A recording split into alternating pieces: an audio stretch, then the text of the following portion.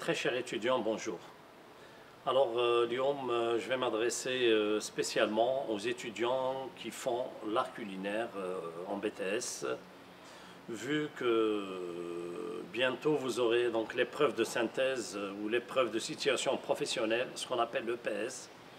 Donc, vous allez être en mesure, devant un membre de jury, de présenter votre EPS.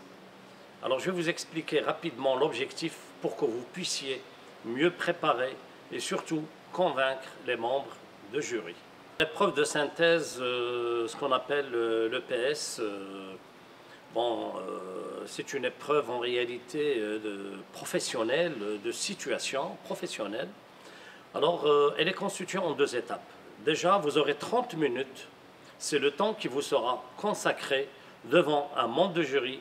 Cette année, c'est une année exceptionnelle vu que l'entretien va se faire à distance par le biais de Skype. Donc, le membre de jury sera présent avec vous.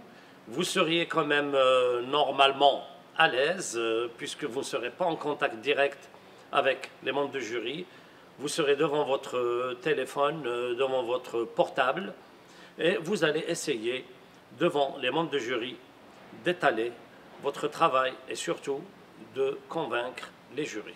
Alors comme j'ai dit pour l'EPS, vous aurez 30 minutes. Alors les 30 minutes, généralement, vous devez, parce qu'il y a deux parties. La première partie, c'est vous allez donc parler, expliquer. Là, vous avez effectué votre stage, c'est la première partie. Par exemple, vous étiez dans un hôtel X. Vous allez nous décrire dans la première partie ce que vous avez effectué comme tâche, comme travail. Déjà, vous allez nous décrire l'établissement, l'emplacement géographique de l'établissement, les particularités de l'établissement et surtout ce que vous avez occupé comme tâche ou comme poste durant votre période de stage. Alors, pendant les 10 premières minutes, ne parlez pas trop, dites juste l'essentiel, l'établissement, l'emplacement, ce que vous avez réalisé, ce que vous avez effectué comme tâche et surtout l'impact que l'établissement vous a permis quand même d'améliorer vos compétences professionnelles. La deuxième partie, c'est la plus importante, c'est la plus intéressante. Eh bien, c'est la problématique. Généralement, c'est là que l'étudiant, le stagiaire, va exposer une problématique. Alors, pourquoi une problématique? Parce que l'objectif de votre EPS, c'est de montrer au membre de jury que vous êtes en mesure de donner une valeur ajoutée à un établissement. Suite à votre présence pendant 2 mois, pendant 3 mois dans l'entreprise, vous allez exposer un problème que vous avez jugé très important, que vous avez jugé important et que vous êtes capable d'améliorer. La deuxième partie, comme je viens de vous expliquer, c'est la plus importante parce que c'est là où vous allez convaincre les membres de jury que vous êtes capable d'occuper un poste de responsabilité, vu que vous avez fait une formation niveau technicien spécialisé, donc automatiquement, c'est quand même un poste relativement important dans la structure hôtelière. Raison pour laquelle la problématique que vous avez sélectionnée ou choisie, il va falloir la travailler. C'est-à-dire, le membre du jury ne doit pas sentir que vous êtes en train que vous avez appris par cœur ce que vous allez dire devant les membres du jury, mais il faut que vous soyez convaincant. Et c'est ça la chose la plus importante. Alors les conseils maintenant. Alors les conseils pour vous, chers étudiants.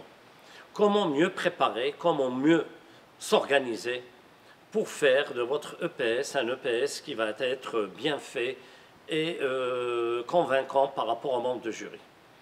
Premièrement, il va falloir maîtriser ce que vous dites.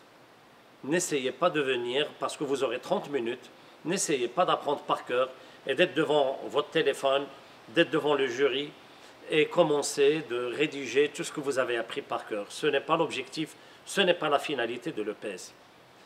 Au contraire, soyez convaincant en disant des choses, en argumentant, parce que vous croyez, parce que ça vient de l'intérieur, parce que c'est votre personnalité, et c'est ça qui va faire la différence entre vous et entre une personne qui va apprendre par cœur.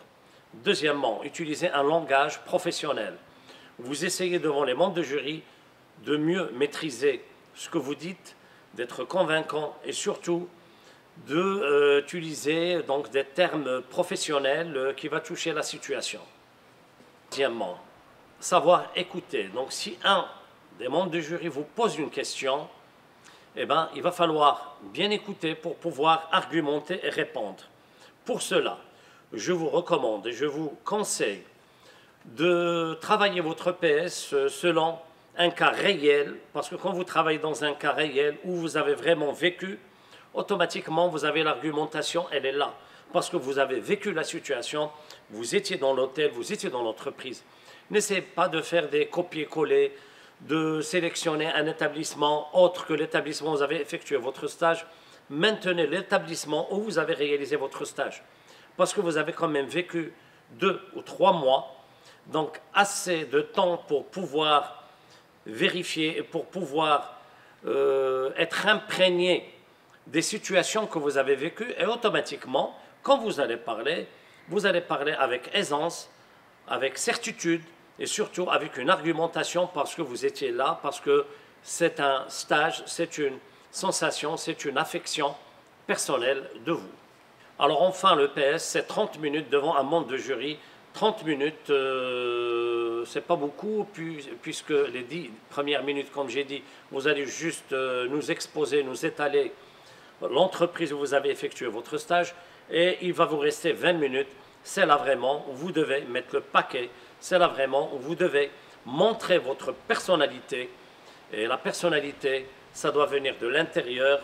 Vous devez travailler sur ça, vous devez même vous exercer à la maison en posant ces situations, en vous imaginant devant les membres de jury pour pouvoir mieux répondre, mieux analyser et mieux argumenter.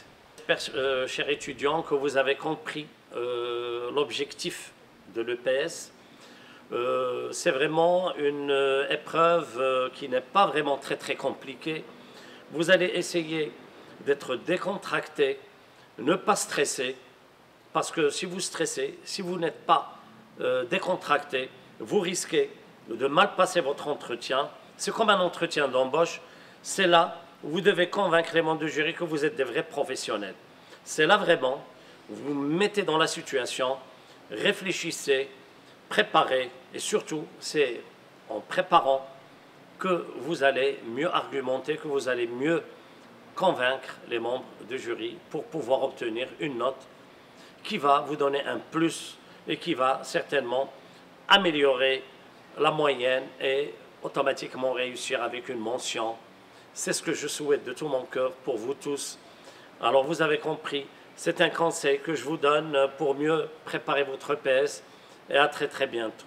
Merci.